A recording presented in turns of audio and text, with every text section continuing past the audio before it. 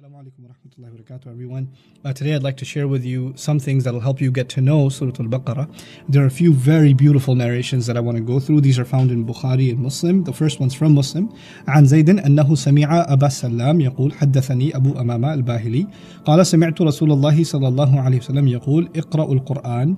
So the long chain of narrators, those are the names of the people that I mentioned. And then the Prophet ﷺ says, recite the Quran. فَإِنَّهُ يَأْتِي يَوْمَ الْقِيَامَةِ شَفِيعًا لِأَصْحَابِهِ.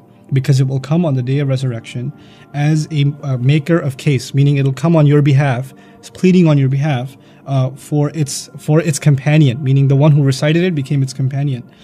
It's almost as though the Quran is personified on Judgment Day, and we'll see that theme continue. اقرأوا الزهراوين Al-Baqarah wa Surah Al-Imran. Recite the beautiful glowing Zahrawain, meaning the two beautiful glowing ones, the glittering ones, which are Baqarah and Al-Imran. فَإِنَّهُمَا تَأْتِيَانِ يَوْمَ الْقِيَامَةِ كَأَنَّهُمَا غَمَامَتَانِ. Because both of them will arrive on Judgment Day as they're both, happy clouds or puffy clouds. On the Day of Judgment, there's this intense exposure and humanity standing before Allah. And Allah Azza wa Jal and the idea of ghamam, if you study Surah Al-Baqarah itself, Allah will describe that the Israelites were out in the desert and they were going to die in the scorching sun. And Allah sent ghamam, clouds that gave them shade. So there's scary clouds, but these are not scary clouds. These are actually, you can say, white, puffy, happy clouds. And they take that kind of image and they come and hover over the people that used to recite them. This is important also because in another hadith of the Prophet ﷺ, we learn that on the Day of Judgment, there is no shade except for a small group of people. In other words, people are going to be seeking shade on Judgment Day when the entire sky is torn open. فَإِذَا انشَقَّتِ السَّمَاء فَكَانَتْ وَرْدَةً كَالدِّهَانِ يُرْسَلُوا عَلَيْكُمْ أَشْوَاظٌ مِّن نَارٍ Surah Ar-Rahman. The sky will be ripped open. There's going to be meteors falling onto the earth. People are going to be looking for a place to find refuge. And here you have people of Baqarah and Al-Imran, and two clouds are hovering over them, providing them security. Subhanallah. أو كأنهما غيايتان. Or it is as though that they are غيايتان. غيايتان وهي بالياءين ما يكون أدون منهما في الكثافة وأقرب إلى رأس صاحبهما كما يفعل بالملوك فيحصل عنده الظل والضوء جميعا. Subhanallah, it's so amazing. Clouds are way up there. The Prophet ﷺ said, there could be clouds up there, but depending on your closeness with these surahs, those clouds descend down upon you and they're literally right above you. They're just protecting you right above you. Subhanallah. They come really close to you. And the image that some of the ulama, this is commentary from scholars on the hadith, is that, how kings, when they're in the shade or in the sun, when they travel in the sun, and there's a servant kind of putting a thing over them so they get shade all the time.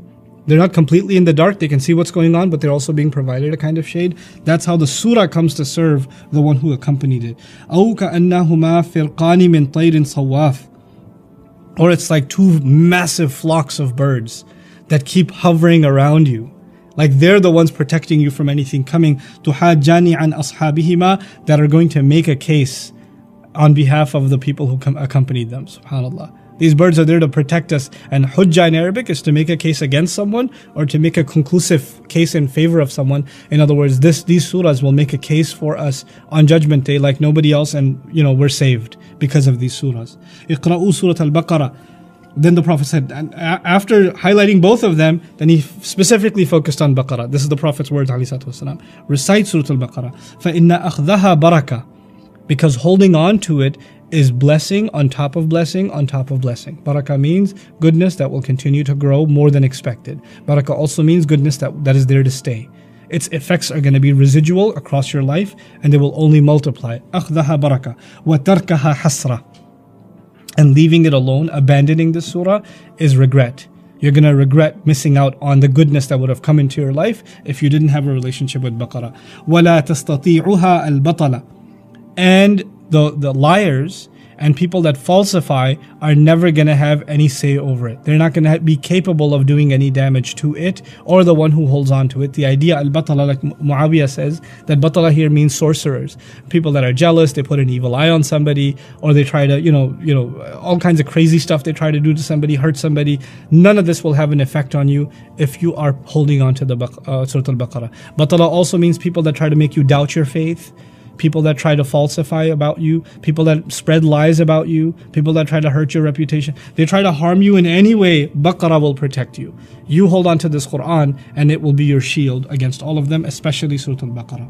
عن جبير بن نفير رضي الله تعالى عنه قال سمعت النواس بن سمعان الكلابي يقول سمعت النبي صلى الله عليه وسلم يقول. Now another narration, this is also found in Sahih Muslim. We're going to learn something new about this image now. يؤتى بالقرآن يوم القيامة وأهله الذين كانوا يعملون به تقدمه سورة البقرة وآل عمران. On the day of judgment, the Quran will be brought forward. And along, on the day of judgment, along with its people, those who used to act on it. And Surah Al-Baqarah and Surah Al-Imran will be leading the front, meaning Quran itself is arriving, and in the front of that caravan of the Quran is the two surahs Baqarah and Al-Imran. وَضَرَبَ لَهُمَا رَسُولُ اللَّهِ صَلَّى اللَّهُ عَلَيْهِ وسلم ثَلَاثَةَ أَمْثَالٍ مَا نَسِيتُهُنَّ بَعْدَ. And the Sahabi says that the Prophet gave 3 examples to help me appreciate what it's going to look like on Judgment Day, to describe these surahs coming. I could never forget them. كَأَنَّهُمَا غَمَامَتان. It's as though they are 2 clouds. We read this already. We heard this already. أَوْ ظُلَّتَانِ سَوْدَوَانِ بَيْنَهُمَا شَرْقٌ. Or dark shadows, dark shades, between which there is light coming through. Dark clouds themselves are scary, but when dark clouds are accompanied with light, you have both effects. If too much exposure to light will burn you, so you need the shadows to cover you. But if all you get is shadow, then darkness itself is scary. It's the best of both worlds.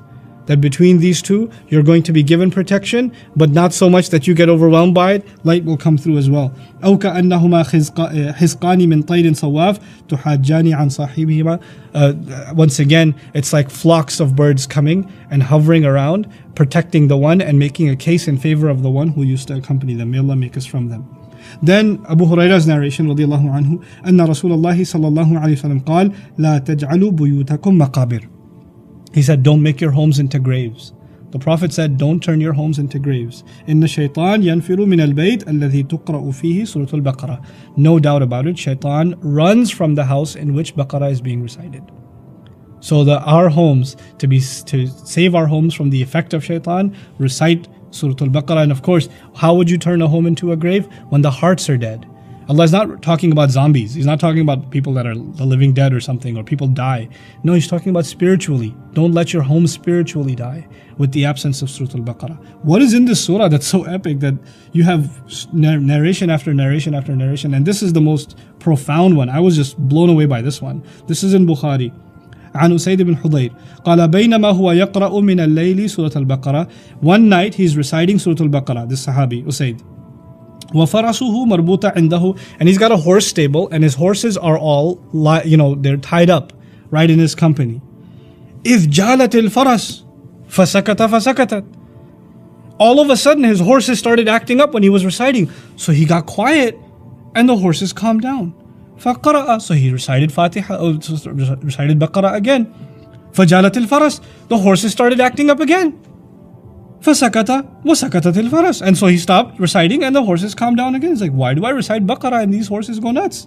ثُمَّ قَرَأَ. Then he recited فَجَالَتِ الْفَرَسُ فَانْصَرَفَ. So then the horses started acting up again, and so he left, he moved back. But then he realized وَكَانَ إِبْنُهُ يَحْيَى قَرِيبًا مِنْهَا. His little boy Yahya, this Sahabi has a little boy Yahya, he's at the stable right by the horses, and the horses are acting up, and he's afraid that they're going to trample him because they're acting up. فَأَشْفَقَ أَن تُصِيبَهُ. So he got really scared that they'll strike him. فَلَمَّا اجْتَرَّهُ رَفَعَ رَأْسَهُ إِلَى السَّمَاءِ. So when he pulled his son out, he lifted his head to the sky, and he noticed something in the sky. حَتَّى مَا يَرَاهَا. And he went away until he couldn't see it anymore. So there's 2 weird things happening. One, the horses are acting funny. He's pulled his kid away, he's looking up and he sees something, and he goes far away until he can't see it anymore.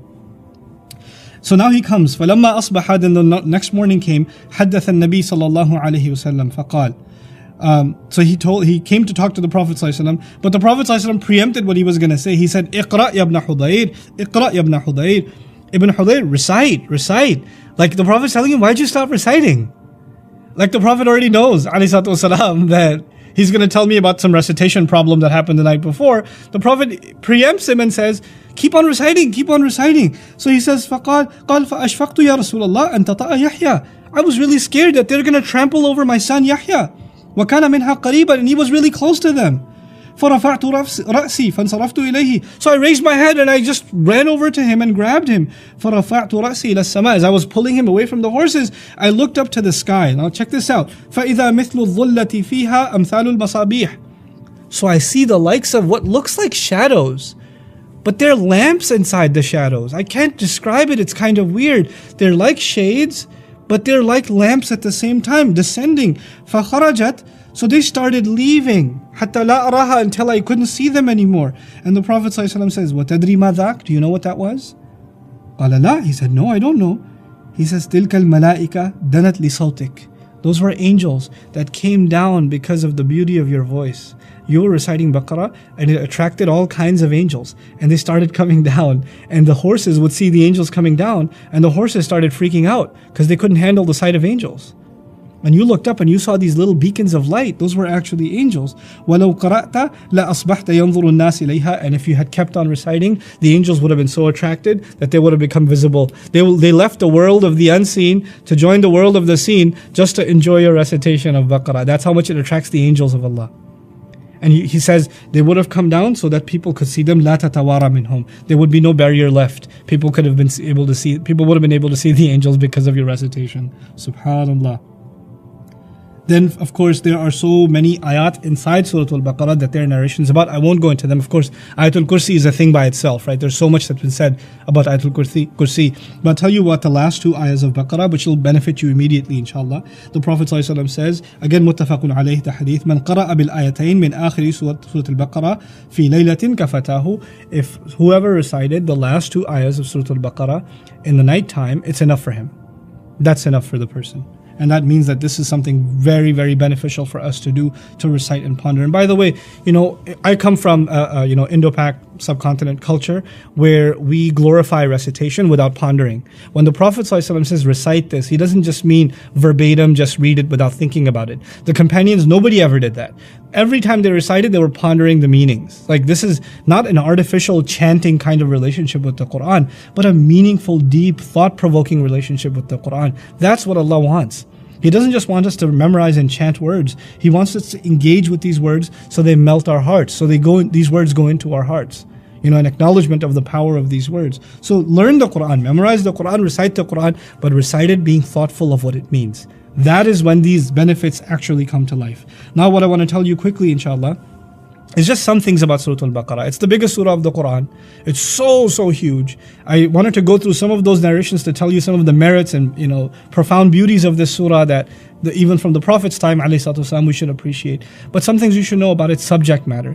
Easily you can divide the surah into 9 parts. Okay, so it's a long surah, 286 ayahs, and 9 logical parts. And I want to walk you through what happens in these parts and how they're all kind of connected to each other. Okay, so the first part of the surah is Allah dividing all of the audience of the Quran into 3 groups. The people who engage the Quran, they're either going to be people who have faith, people who absolutely reject it, they want nothing to do with it, or people who claim to have faith but they don't really have faith, hypocrites. So believers, disbelievers, and hypocrites. This is the first discussion of Surah Al-Baqarah. You can call it part 1.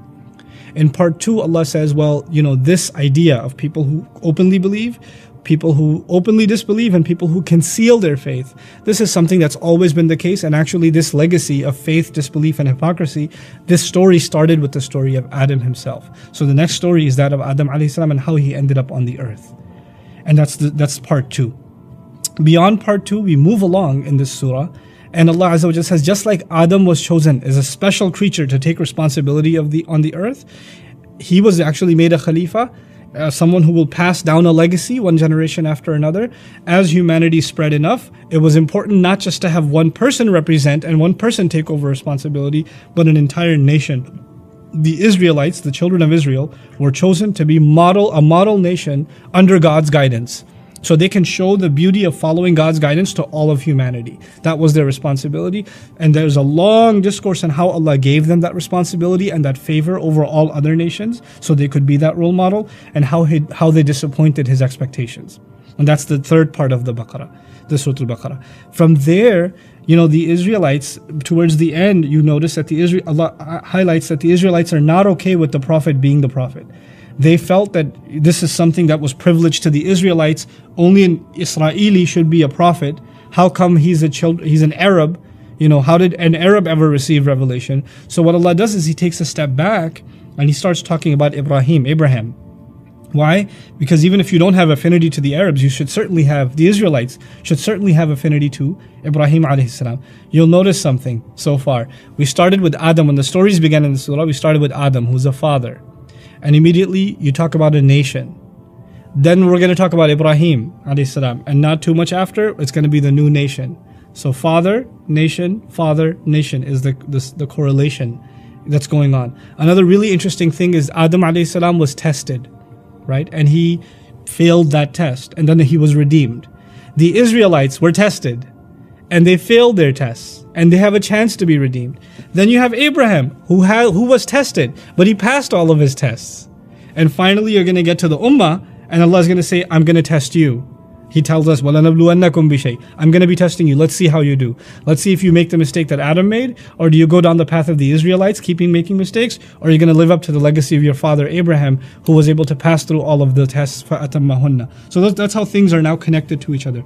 When Ibrahim alayhi salam is talked about, it's amazing that Allah takes half the passage and talks about his son Ismail, and the other half and talks about his grandson Yaqub, Jacob, whose other name is Israel.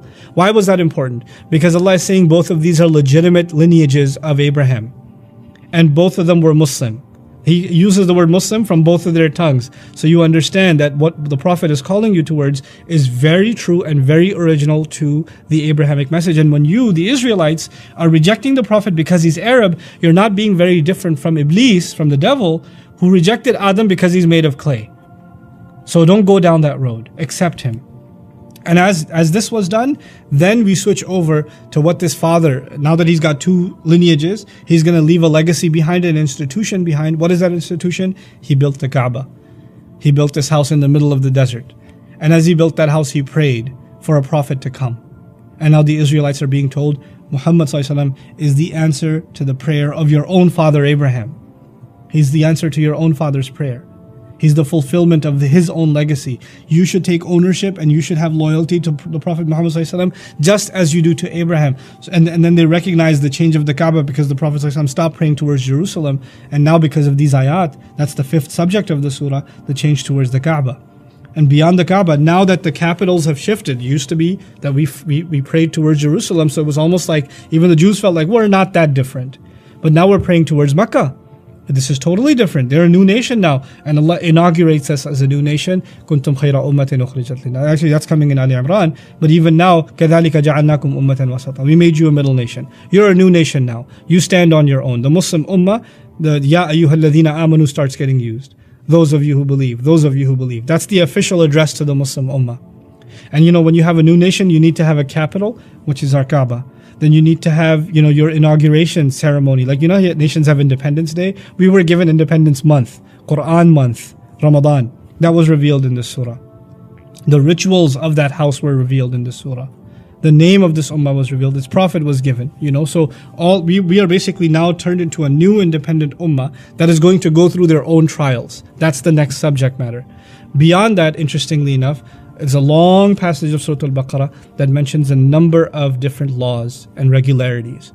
And these laws have to do with fasting, with Hajj, divorce law is mentioned, social law is mentioned, some preliminary inheritance law is mentioned, zakat is mentioned, all kinds of laws dealing with each other, taking care of orphans, things like that. All of these kinds of things are mentioned in this incredible systematic order, which is too long to explain in this session, but at least that's the case. Now let me walk you through where we are so far.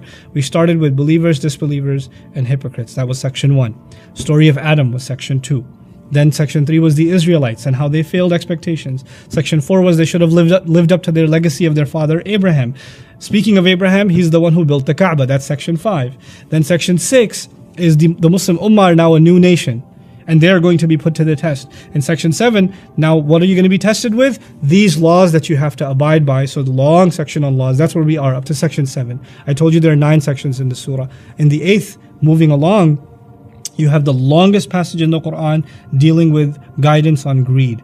Where should you spend your money? Where should you not spend your money? How should you make your money? How should you not make your money? How should you do business? And how should you not do business? Money matters. Just given an exclusive, exhaustive discourse in this surah, unlike any other surah in the entire Quran.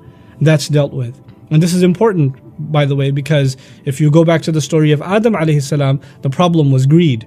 And so Allah makes it a point to know that human beings that have now come to the earth, greed is going to be a big problem. It needs to be dealt with exhaustively. And as we conclude, then we get to the last 2-3 ayat of Baqarah, which are the one the narration says, whoever recites them at night, it's enough for them. One of the most profound prayers in the entire Quran, and those prayers actually tie up the entire surah. It actually wraps up where we began, because at the end of the surah, we're basically asking Allah not to put a burden on us like the one He placed on the people before us, because they weren't able to bear that burden and they ended up being hypocritical with it. We're asking Allah to save our faith and not be hypocrites, and then we end, aid us against the disbelievers. You recall the first subject was believers, disbelievers and hypocrites. The last is a prayer, Ya Allah, secure our faith, we've believed, don't let it fall into hypocrisy, and aid us against disbelievers. So it's actually almost a reaction to where the surah began. And in doing so, it sums up pretty much the entire religion of Islam. One of the most profound surahs of the Quran. The Prophet ﷺ said about the first 7 surahs of the Quran that whoever holds on to them, فَهُوَ حِبْر, he's actually a scholar. It's like you don't need more knowledge than the first 7 surahs, then you have profound knowledge, So may Allah Azza wa Jal make us appreciate the power, the organization, and the incredible lessons in Surah Al-Baqarah. I've been trying to study Surah Al-Baqarah maybe for 15 years, and I feel like I haven't even scratched the surface. May Allah Azza wa Jal make us appreciate the power and the benefits of reflecting and pondering over the Quran. Assalamu alaikum wa rahmatullahi wa barakatuh.